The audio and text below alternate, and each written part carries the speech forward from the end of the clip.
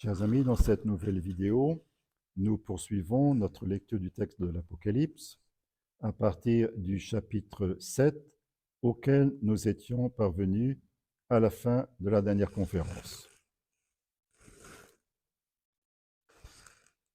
Après quoi, je vis 4 anges debout aux 4 coins de la terre, retenant les 4 vents de la terre pour qu'il ne soufflât point de vent, ni sur la terre, ni sur la mer, ni sur aucun arbre. Puis je vis un autre ange monter de l'Orient, portant le sceau du Dieu vivant. Il cria d'une voix puissante aux 4 anges auxquels il fut donné de malmener la terre et la mer. Attendez pour malmener la terre et la mer et les arbres que nous ayons marqués au front, les serviteurs de notre Dieu. Et j'appris combien furent alors marqués du sceau, 144 000 de toutes les tribus des fils d'Israël. De la tribu de Juda, 12 000 furent marqués. De la tribu de Ruben, 12 000. De la tribu de Gad, 12 000. De la tribu d'Azer, 12 000. De la tribu de Nephtali, 12 000. De la tribu de Manassé, 12 000. De la tribu de Siméon, 12 000. De la tribu de Lévi, 12 000. De la tribu d'Issachar, 12 000. De la tribu de Zabulon, 12 000. De la tribu de Joseph, 12 000. De la tribu de Benjamin, 12 000 furent marqués. Après quoi, voici qu'apparut à mes yeux une foule immense que nul ne pouvait dénombrer, de toute nation, race, peuple et langue, debout devant le trône et devant l'agneau, vêtus de robes blanches, des palmes à la main. Il crie d'une voix puissante le salut à notre Dieu, qui siège sur le trône, ainsi qu'à l'agneau. Et tous les anges en cercle autour du trône, des anciens des 4 vivants, se prosternèrent devant le trône, la face contre terre, pour adorer Dieu. Ils disaient « Amen, louange, gloire, sagesse, action de grâce, honneur, puissance et force à notre Dieu, pour les siècles des siècles. Amen. » L'un des vieillards prit alors la parole et me dit « Ces gens vêtus de robes blanches, qui sont-ils et d'où viennent-ils » Et moi de répondre « Mon Seigneur, c'est toi qui le sais. » Il reprit « Ce sont ceux qui viennent de la grande épreuve. Ils ont lavé leurs robes et les ont blanchies dans le sang de l'agneau.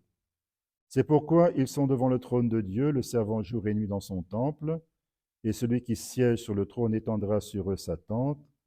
Jamais plus ne souffriront de la faim ni de la soif, jamais plus ne seront accablés ni par le soleil, ni par aucun vent brûlant. Car l'agneau qui se tient au milieu du trône sera leur pasteur, et les conduira aux sources des eaux de la vie. Et Dieu essuiera toute larme de leurs yeux. Alors, cette scène du chapitre 7 est placée immédiatement après la rupture du 6e sceau. Le 6e sceau que nous avons vu lors de la conférence précédente. Et donc, une fois le contenu du 6e sceau manifesté, nous nous attendrions à la rupture immédiate du 7e sceau. Eh bien non, ce n'est pas ce qui se passe. C'est le phénomène d'intercalation, dont j'ai dit quelques mots dans l'introduction générale, entre le 6e et le 7e sceau, quelque chose vient s'intercaler. Nous trouvons un phénomène semblable entre la sonnerie de la 6e trompette et la sonnerie de la 7e trompette, plus loin dans l'Apocalypse. Alors ici, ce qui vient s'intercaler entre le 6e et le 7e sceau, c'est cette vision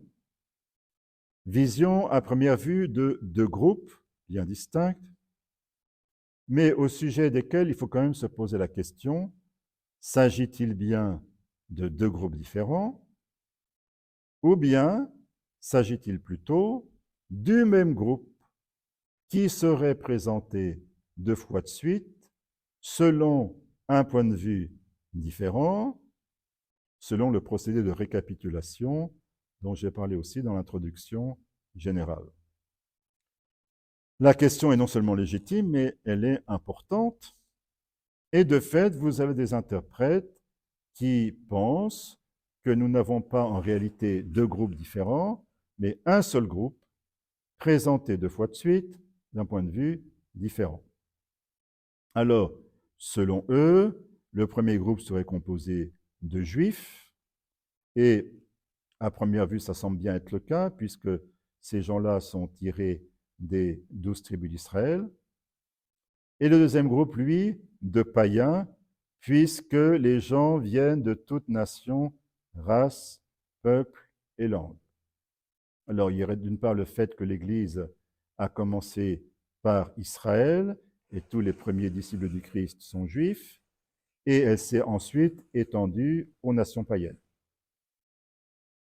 144 000 d'une part, une foule immense d'autre part, serait compris comme le fait que pour Dieu, le nombre des élus est bien délimité, mais pour les hommes, le chiffre est tellement élevé que la foule semble absolument incalculable.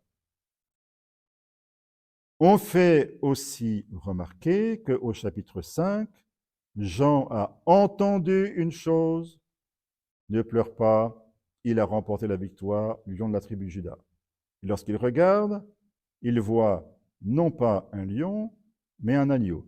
Donc il entend quelque chose et il voit autre chose. Et donc on dit aussi qu'au chapitre 7, ce serait semblable. Jean entend que sont marqués d'un sceau 144 000, et quand il voit une foule immense. Ce sont des arguments intéressants, et cependant, avec d'autres interprètes, je pense plutôt qu'il s'agit de deux groupes différents et non pas du même. Alors pour quelles raisons? En ce qui concerne le deuxième groupe, je pense que nous pouvons assez facilement comprendre qu'il s'agit de personnes qui sont dans le ciel. D'une part, elles sont vêtues de blanc, et le blanc dans l'Apocalypse, c'est la couleur du ciel. Tout le monde dans le ciel est vêtu de blanc. D'autre part, ces personnes se tiennent devant le trône de Dieu et de l'agneau, et en plus, ces personnes viennent de la grande épreuve, donc pour elles, l'épreuve relève du passé. Et du reste, on vous dit à la fin du chapitre 7 que aucune souffrance ne pourra plus les atteindre.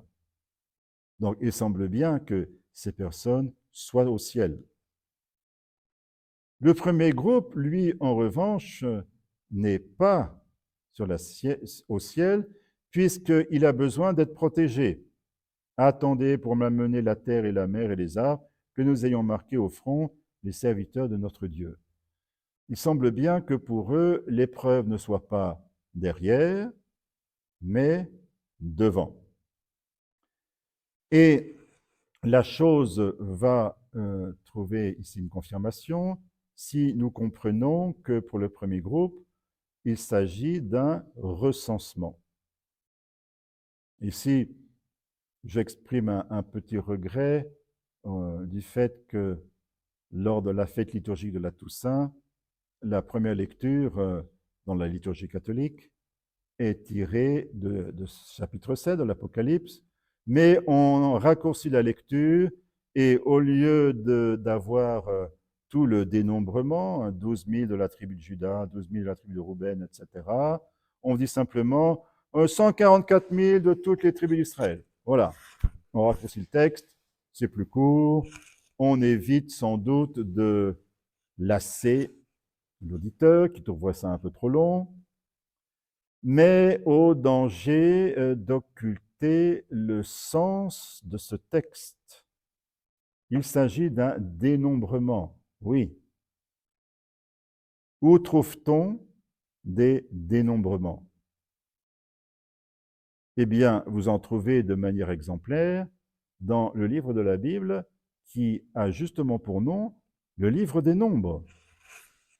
Je lis à titre d'échantillon quelques versets du premier chapitre du livre des Nombres, à partir du verset 20. Quand on eut déterminé les parentés des fils de Rouben, premier-né d'Israël, par clan et par famille, on releva tête par tête les noms de tous les mâles de 20 ans et au-dessus, aptes à faire campagne.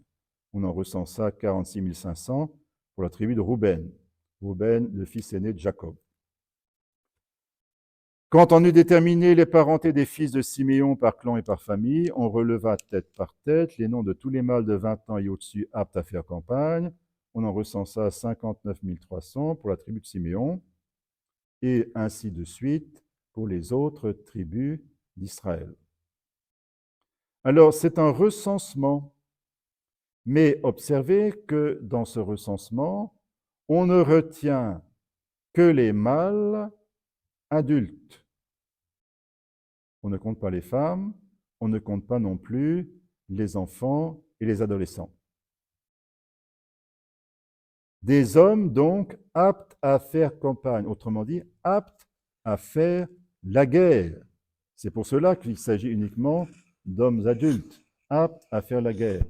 Cela veut dire que ce recensement a une connotation militaire, comme c'est du reste le cas des autres recensements que vous trouvez dans l'Ancien Testament.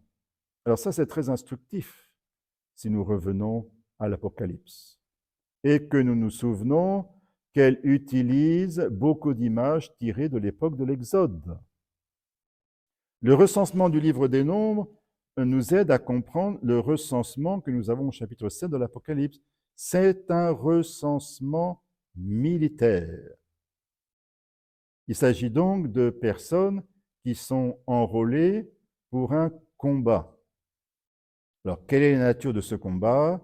Ce n'est pas mentionné explicitement à ce stade du livre. Nous le verrons de manière plus claire au chapitre 13 et 14 de l'Apocalypse. Et donc, c'est un recensement pour un combat. Et si c'est un recensement pour un combat, ça veut bien dire que ces gens-là ne sont pas au ciel, parce qu'il n'y a plus de combat dans le ciel. Ils sont encore sur la terre et ils doivent affronter une épreuve. Alors, il est très important de ne pas prendre à la lettre le chiffre de 144 000, comme le font, dit-on, les témoins de Jéhovah. Non, c'est un nombre symbolique. 144 000, 12 fois 12 fois 1000, 12 le chiffre du peuple de Dieu, fois 12, le peuple de Dieu se multiplie, fois 1000, il devient une immense multitude. Donc c'est un nombre symbolique. Et le fait qu'il n'y ait que des non-juifs, là non plus, ne doit pas être pris à la lettre. Ça ne veut pas dire qu'il ne s'agit que de juifs qui seraient opposés ou différents de païens du deuxième groupe. Non, c'est parce que les images sont tirées de l'Ancien Testament, avec notamment un renvoi au recensement du livre des Nombres. Qu'est-ce que nous pouvons dire de plus, notamment en ce qui concerne ce geste protecteur dont bénéficient les 144 000? Un ange monta de l'Orient portant le sceau du Dieu vivant et cria aux autres anges, « Attendez pour malmener la terre, la mer et les arbres, que nous ayons marqué au front les serviteurs de notre Dieu. » Et j'appris combien furent marqués du sceau, 144 000 de toutes les tribus des fils d'Israël. C'est un geste protecteur. Là aussi, les images viennent de l'Ancien Testament, et en particulier de deux lieux différents dans l'Ancien Testament. Vous avez d'une part le chapitre 9 du livre d'Ézéchiel, où sont marqués d'un signe sur le front des Israélites à Jérusalem qui ne se compromettent pas avec l'idolâtrie et qui vont échapper au châtiment qui va frapper les idolâtres. Donc, geste de protection. Mais nous devons aussi nous souvenir du chapitre 12 du livre de l'Exode. Au moment de l'Exode, donc le passage, nous souvenons que les Israélites ont immolé l'agneau pascal. Chaque famille a dû immoler un agneau et il lui a été demandé de prendre du sang de l'agneau pascal et d'en asperger le linteau de la porte d'entrée de la maison. De sorte que, quand cette nuit-là, l'ange exterminateur est descendu du ciel pour frapper les Égyptiens, eh bien, quand il passait devant une maison où le linteau de la porte d'entrée avait été aspergé du sang de l'agneau pascal, l'ange exterminateur passait devant, mais n'entrait pas, ce qui fait que la maison était protégée du fléau. Alors vous voyez dans l'Exode le sang de l'agneau pascal comme protection. Le sang de l'agneau pascal, pour les chrétiens, c'est une préfiguration du sang du Christ, un véritable agneau pascal. Et donc on peut se demander si ce sceau protecteur en Apocalypse 7, ça ne serait pas une image baptismale. Et de fait, nous savons que le sacrement du baptême appose un sceau sur ceux qui le reçoivent. Un sceau, c'est comme une marque, une empreinte spirituelle. Ce qui fait que celui qui est baptisé ne peut pas être baptisé à nouveau. L'empreinte est toujours là et elle demeure. Donc, nous pouvons penser que c'est sans doute une image baptismale, ce sceau protecteur. Alors, vous voyez donc deux groupes, probablement, deux groupes distincts.